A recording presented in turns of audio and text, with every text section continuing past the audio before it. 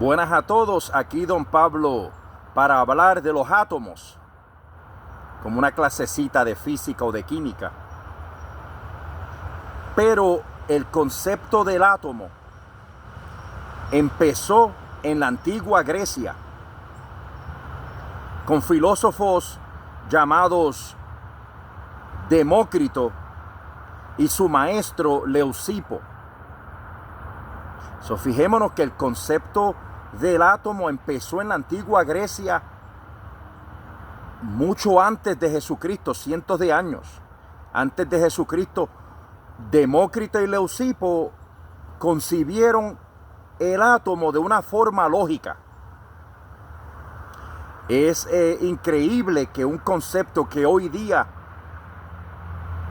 es experimental y aceptado por la química moderna y la física moderna, fue concebido por antiguos filósofos griegos, Leucipo y Demócrito. Para ellos, el mundo estaba hecho de átomos. Y en su lógica, si usted tomaba un objeto, digamos,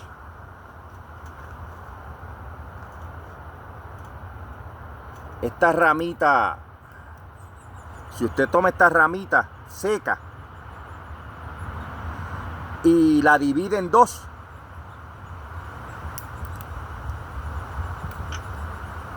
y después la divide otra vez, y divídala otra vez, y ya hasta ahí llegué, a menos que tenga un cuchillo. Y si sigues dividiendo este trozo de materia, llegarás a un punto que no puedes dividirlo más nada. Llegarás a un punto que no se puede dividir otra vez. Y ese punto, esa partícula que no se puede dividir, le llamaron átomo. Los antiguos griegos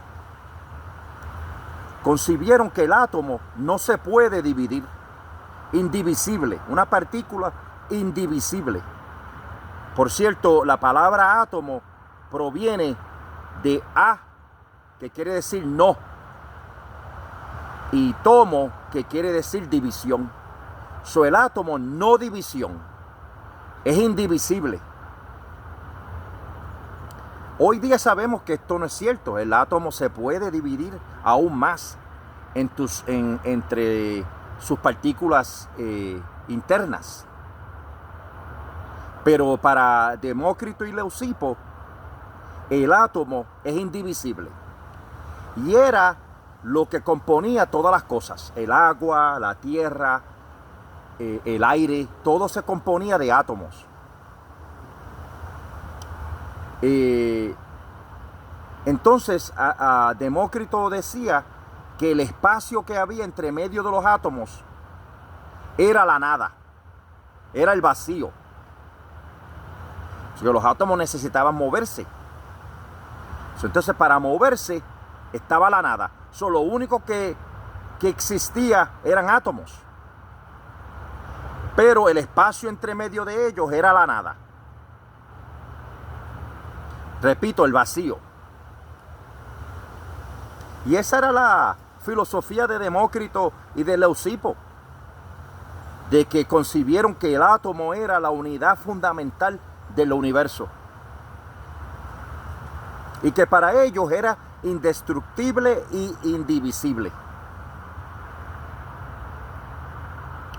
Pero al tiempo de ellos haber concebido esa filosofía de que el mundo estaba hecho de átomos, llegó Aristóteles. Y Aristóteles no concebía el vacío. Para Aristóteles, la naturaleza odia el vacío. Y había que haber vacío porque ese era el espacio entre medio de los átomos. Para Aristóteles, usted podía dividir un trozo de materia infinitamente. no había límite. No había límite, usted podía seguir dividiendo infinitamente. Porque para él, si pensaba que había espacio entre los átomos, para él eso es el vacío. Y él no podía concebir eso, de que el espacio, que la nada existiera, que el vacío se le pudiera dar lugar a un concepto. Aristóteles nunca aceptó el atomismo, de que el mundo si dividías algo, llegabas a un punto límite, que no lo podías dividir más. Él decía, no, sigues dividiendo infinitamente. Y por eso con el tiempo la idea del átomo desapareció. La gente seguía en la doctrina de Aristóteles. Hasta Santo Tomás de Aquino, que admiraba a Aristóteles, pensaba en esto, de que podías dividir la materia infinitamente. Y con el tiempo, pues todo el mundo se olvidó de eso, de la idea del átomo que habían concebido Demócrito y Leucipo. Y muchos años después, y cientos de años después, como para los 1600, y aún en los 1800, que no es tan separado de nosotros, el 1800, los científicos ingleses rescataron la idea del átomo.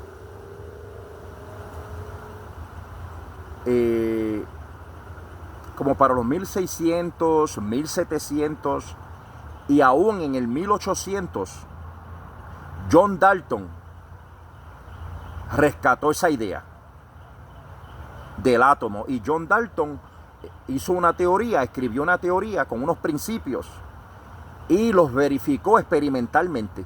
Ya la idea del átomo no era solamente lógica, sino también la idea del átomo tenía evidencia experimental. Gracias a John Dalton, que era un científico inglés. Por ejemplo, John Dalton nos decía que los elementos están hechos de átomos. Pero ya los elementos para la época de John Dalton eran un poquito más elementos químicos. No era como antes, que los elementos eran el agua, el aire. Esos eran los elementos en la antigüedad. El agua, el aire, el fuego, ¿qué más? La tierra. John Dalton, los elementos más eran entonces, ya no era el agua y el aire. Los elementos para el tiempo de John Dalton era el oxígeno, el hidrógeno, el nitrógeno. Así como hoy día, que son elementos. Si usted busca la tabla periódica de los elementos, ahí usted mirará todo, a usted se va a dar cuenta de los elementos químicos. Entonces decía John Dalton que cada elemento estaba compuesto de átomos. El oxígeno está hecho de átomos de oxígeno. Si usted divide el oxígeno hasta lo más pequeño posible, llegas a un átomo de oxígeno. Si usted divide el hidrógeno, llegarás a un átomo de hidrógeno, lo más pequeño posible. O un elemento sólido como el oro. El oro, que es un elemento sólido, si usted lo divide continuamente, llegas a un punto que no lo puedes dividir más, porque entonces dejaría de ser oro. Lo más pequeño de oro es un átomo de oro. Pero eso fue gracias a John Dalton, que rescató esa teoría de los antiguos griegos que habían concebido la idea del átomo. Y lo hizo de una forma experimental usando química, con sus principios. Y fue probado científicamente que el mundo está hecho de átomos. Nuestro cuerpo está hecho de átomos. La mesa, el aire, las plantas, está hecho de átomos. El planeta completo está hecho de átomos. Las galaxias y las estrellas están hechas de átomos. El átomo es la unidad fundamental de la materia. Esto hasta el 1897, que en el 1897 se descubrió una partícula más pequeña que el átomo. Una partícula mucho más pequeña que el átomo. 2000 veces más ligera. 2000 veces de menos peso que un átomo de hidrógeno. Gracias a los experimentos de José Juan Thomson, que era un científico inglés también, y con unos experimentos con rayos catódicos, descubre que la materia también, cada átomo está compuesto de partículas más pequeñas, que son el electrón. El electrón es la partícula más pequeña en la estructura interna de un átomo. Y es por el movimiento de esos electrones que la corriente eléctrica es posible. Por eso electricidad eléctrica, electrón. Es el movimiento del electrón que produce la corriente eléctrica. Pero eso fue descubierto en el 1897. Si vamos al caso, los otros días se descubrió que el átomo no es lo más pequeño, aún más, el electrón es más pequeño. Y cada átomo está hecho de electrones y de otras partículas también que después descubrieron.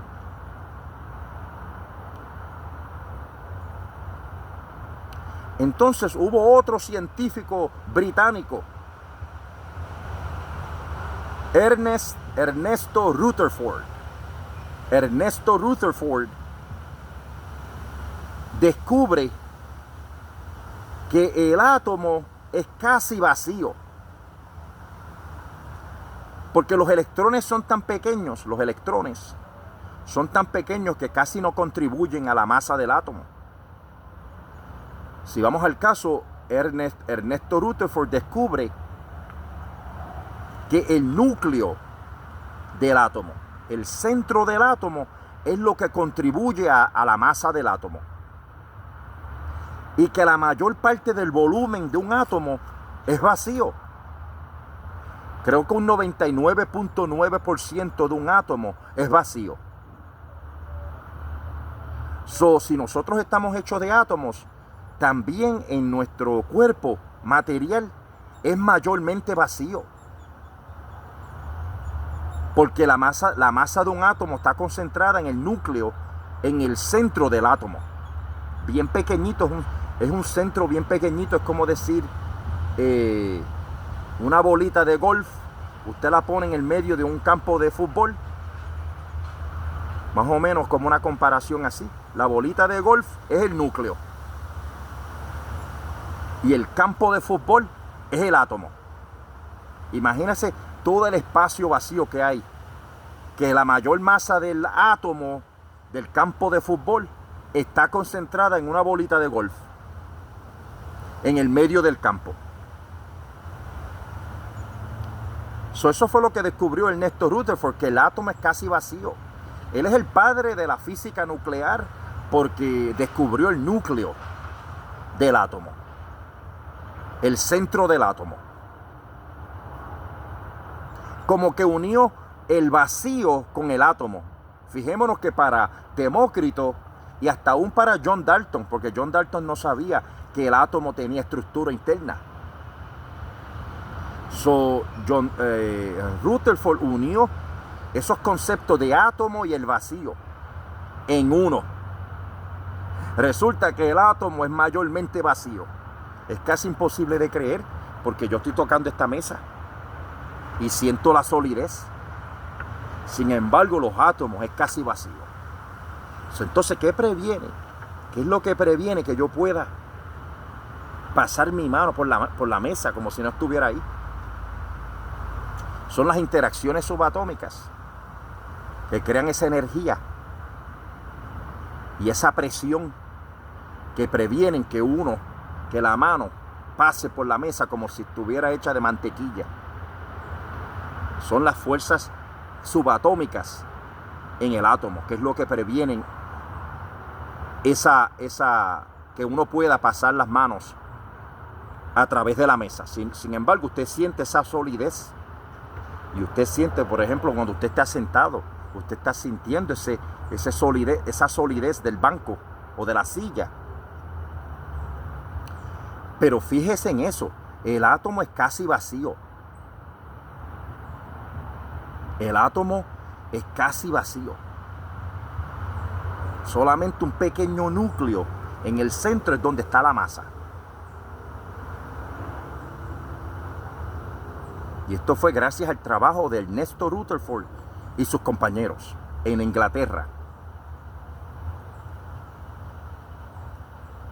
Entonces, después de Rutherford, vino uno que se llamaba Niels Bohr, de Dinamarca.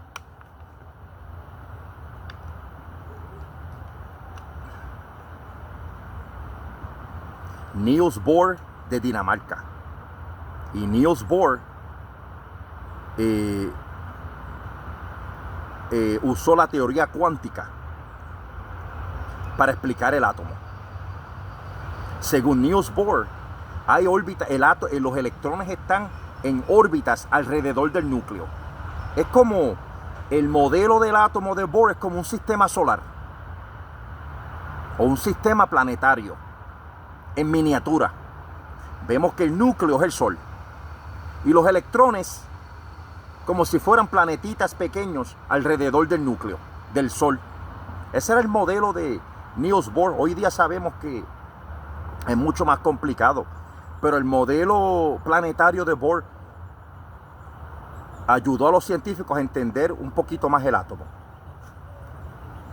Y esos electrones en órbita alrededor del núcleo que es el Sol.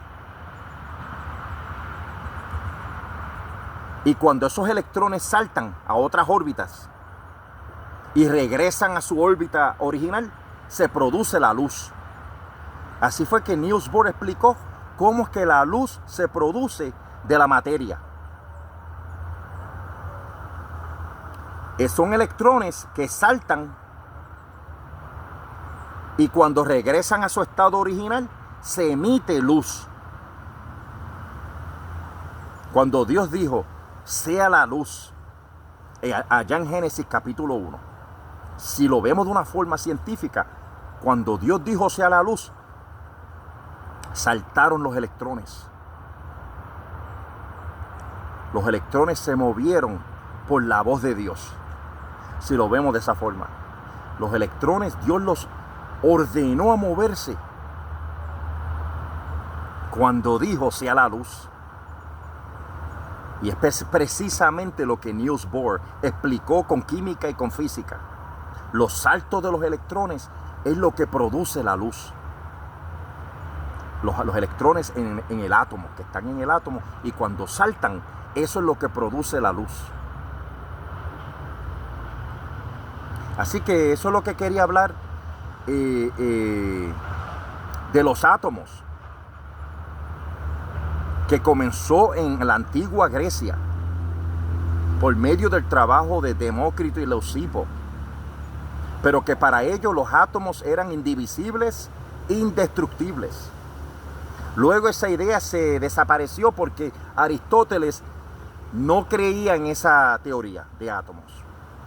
Y Aristóteles es considerado el padre, uno de los grandes de la filosofía. Platón era su maestro. Y Aristóteles fue respetado inmensamente por el mundo musulmán, por el mundo latino en Europa y en el mundo griego de la antigüedad. Aristóteles era de los grandes. Pues todo el mundo pensaba que que la materia se podía dividir infinitamente. Luego eso fue rescatado 100 años después en la teoría del átomo. Volvió a la mente del mundo occidental, de que el mundo sí está hecho de átomos, pero que ahora sabemos que los átomos se pueden dividir, especialmente por la fisión nuclear. La fisión nuclear ahora nos dice que sí, que el átomo es divisible, que el átomo produce energía, que los átomos producen luz por medio de los saltos de esos electrones. Y por eso es que los científicos pueden saber qué átomos hay en las estrellas. O sea, usted se puede imaginar cómo es que los científicos saben de qué está hecha esa estrella o de qué está hecho esos planetas.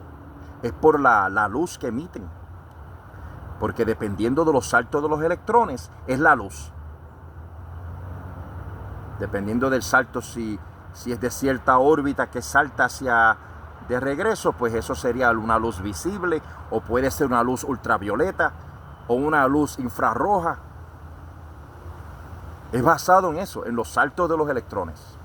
Y los electrones hacen posible la corriente eléctrica. Nosotros la usamos todos los días.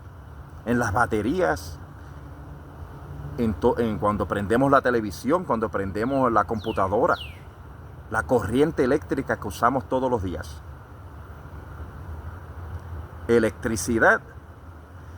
Recuerde, electrón.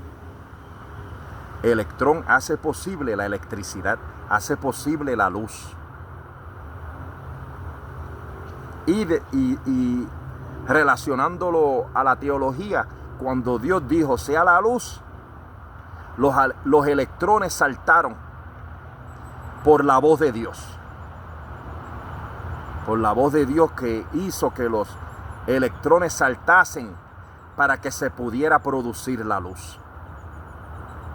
Y de ahí Dios comenzó creando y ordenando al universo que existiera.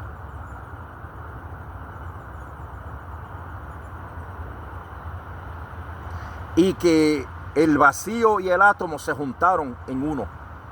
Mientras que para Demócrito el átomo era indivisible y el espacio era el vacío que había entre los átomos, Rutherford nos dice que el átomo en sí mismo es vacío. El átomo en sí mismo es vacío.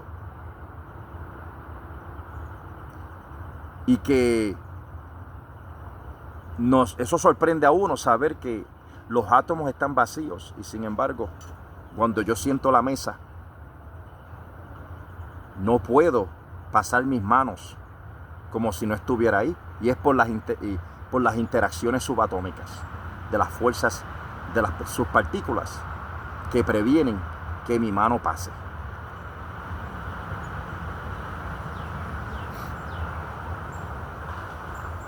Después hablaré con más detalles que usted puede saber cuántos átomos hay en esta cantidad de agua. Según la química, tienen unas calculaciones. En cierto volumen de agua, que es todo lo que usted tiene que saber, el volumen del agua o el peso del agua. Y de ahí usted puede saber cuántos átomos hay en esta cantidad de agua. Hasta aquí don Pablo hablando hoy de átomos. Las partículas que un día pensaron que eran las más pequeñas. Pero hoy día sabemos que hay partículas más pequeñas aún. Una de ellas es el electrón. Dios los bendiga. Hasta la próxima.